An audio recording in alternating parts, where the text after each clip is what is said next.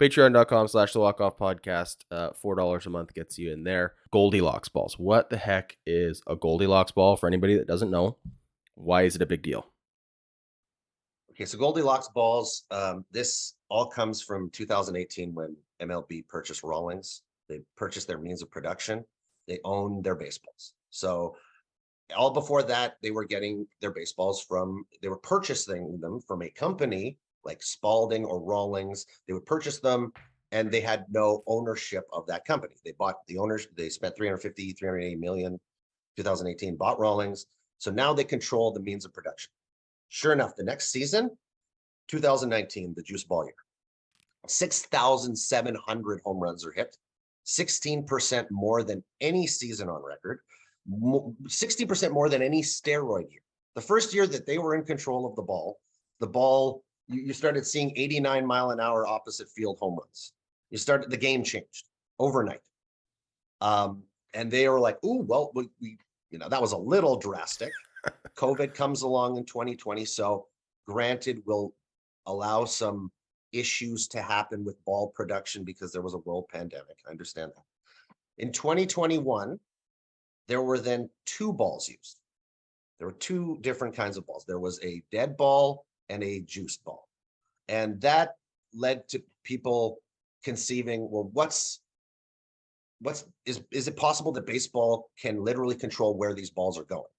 Is this something where they're controlling the individual game? It was brought up when they were talking about the Field of Dreams game, of them using those specific balls to grab the attention because balls were just flying up during that game. And other specific games during the year, were these balls being used for nationally televised games? What was the case, right? So the balls were scientifically opened up by a physicist who chopped them open at the end of 2021, realized that there were two balls, and MLB was forced to say, we had to dip into our previous batch because of COVID. So everybody sat back and were like, all right, okay, you can't keep pulling the COVID thing, but we'll allow it for 2021. You get one mulligan. Yeah, you get one mulligan, but you can't keep using that mulligan over and over and over again. Right. But the fear being, what happens the next season? Does it get worse, or do we just get one ball? The 2022 season comes along, we get three balls. We get a dead ball, we get a juice ball, and we get that bowl of porridge that's just right, a Goldilocks ball. And the strange thing is the usage of that ball, where the ball was found. That ball was found specifically at the All-Star game. That ball was found in the postseason, and that ball was found in Yankees games. Okay, and that is terrifying. Now, this is a small sample size. This is about 200 balls. Okay, so 200 balls out of a selection of 100,000 could lead you to any conclusion. Sure. But the fact that it led to the conclusion that the biggest money franchise in baseball was getting a specific kind of ball.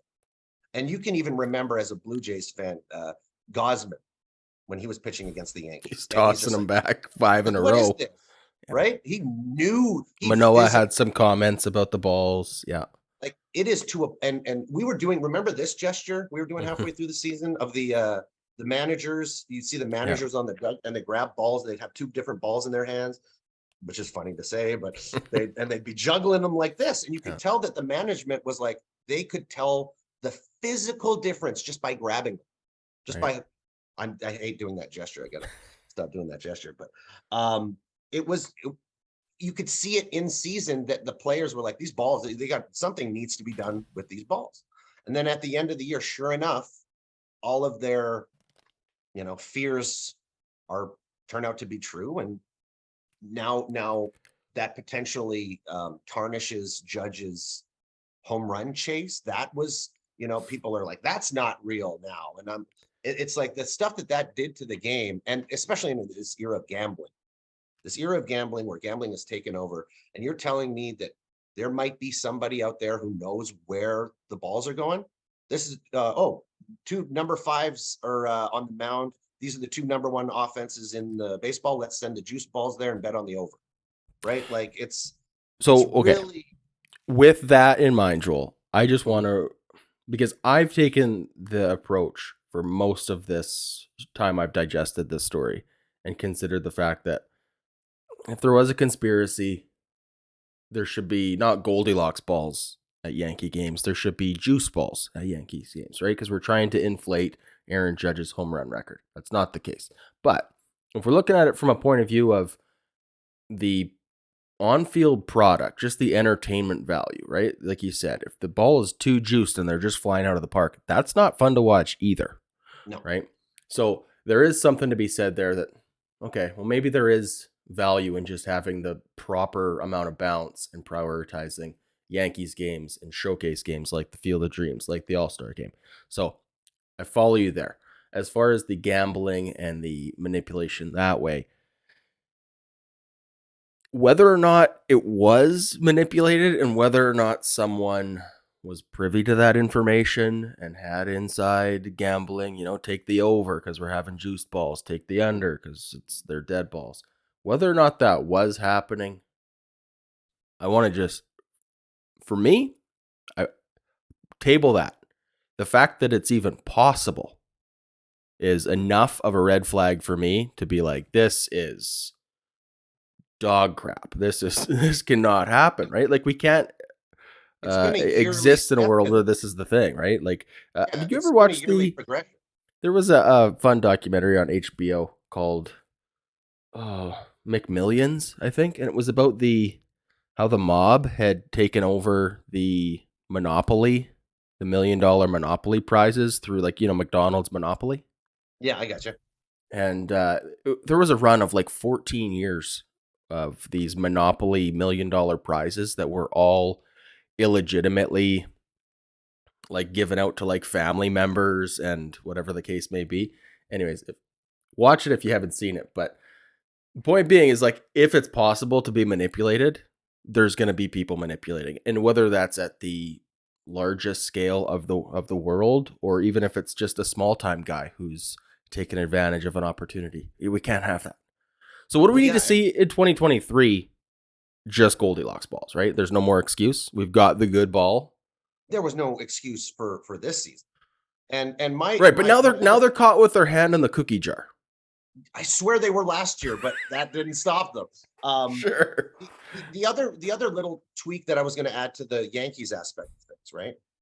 If you're the Yankees, right? I understand the juice ball and wanting the juice ball, okay? But say you're Aaron Boone, okay? Say you're Aaron Boone. I'm not saying Aaron Boone is the conspiracy master of this, but you come up to him and you say, "Hey, we can affect the balls that you get. You got this one, you got A, B, and C. A is a little hot, B is a little cold, C's right in there. And what, as a manager, would you want? You would say, what balls are you going to use in the playoffs? And they go, oh, these balls. Well, I want the balls that don't give my hitters an advantage and don't give my pitchers an advantage. I want the ball that's right in the middle so that my team isn't battling internally, that my pitchers aren't hitting my hitters aren't hitting my pitchers. Everybody's getting the advantage that they need. And if that Goldilocks the juice ball, then Aaron Judge will be.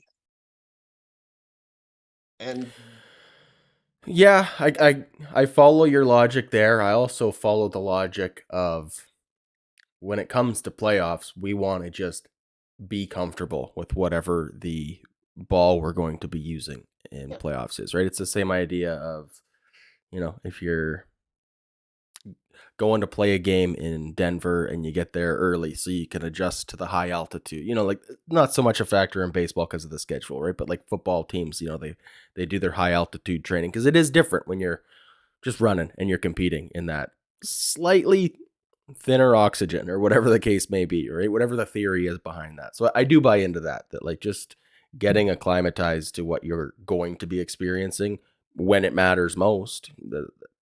I could see why that would be an advantage, right? it's just like you said, if there's a possibility of corruption, there's probably an 80%, 90% chance it's that. And to Well, take it even back to the 80s, the big conspiracy in the 80s was the free agency conspiracy from the owners, where they literally for believe 4 years cut out the concept of free agency. They did not pay for free agents over a 4-year span to try to kill the concept of free agency. And that was a league-wide collusive effort. So they've got it in their history within our lifetime of doing this. So, and the money has only, from the value of a team in the 80s, 100 million to being 10 billion, right? $7 billion franchises.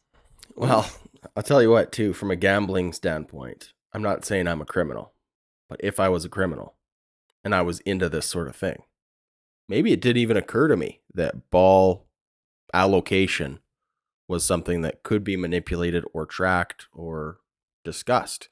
All of a sudden, after seeing this article and seeing this kind of news story, maybe I do go and I go, hey, I wonder if we could get in on that. Like maybe there's some criminals who weren't taking advantage of it last year, who now that they realize, oh, this is a thing, I just got to find out the guy in charge of this, make a phone call, either a threatening phone call or a generous tip off type phone call and be like, hey, you give me the hot inside scoop on where the juice balls are going so I can start betting the over on those games or, whatever the case may be, right?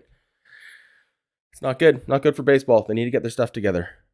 Can we got to move on though. We're approaching the halfway mark of this episode already. We're still on topic number 1. So I'm sorry. that's all right. This is good. This is a good talk. We might just go past the hour mark. Let's pivot though